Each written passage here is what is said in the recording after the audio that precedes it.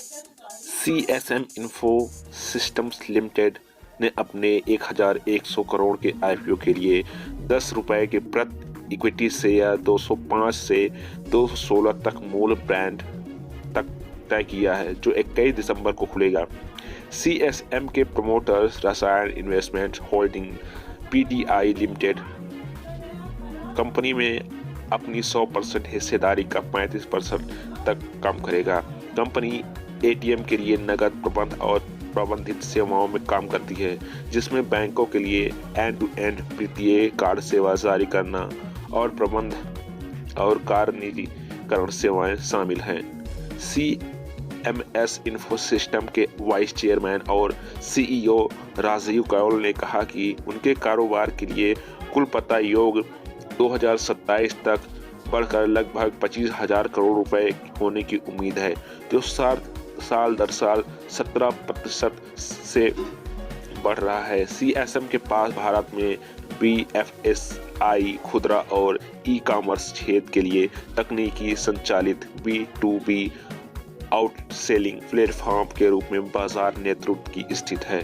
पिछले 15 महीनों में 2000 करोड़ की ऑर्डर बुक के लिए कंपनी की मजबूत विकास गति है और कॉर्पोरेट गवर्नेंस में हमारा एक मजबूत ट्रैक रिकॉर्ड है। श्री कौल ने कहा। उन्होंने कहा कि प्रचलन में नकदी लगाकर बढ़ रही है और भारत एक नकदी प्रबंध अर्थव्यवस्था बना हुआ है। मार्च 2020 और मार्च 2021 के बीच प्रबंधन के नकदी 19.8% बढ़कर 28.4 ट्रिलियन हो गई है।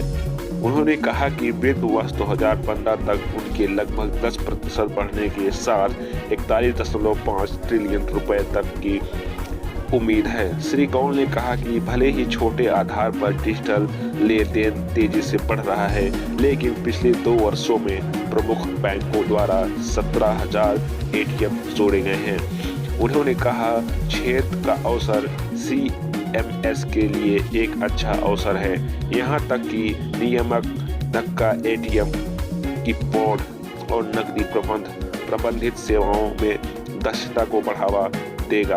उन्होंने कहा हम micro ATM network, on demand pickup, corporate व्यापार, संवादकता सेवाएं, व्यापारी भुगतान और बिल भुगतान सहित वित्तीय सेवाओं के वितरण में नए विकास के अवसर देखते हैं।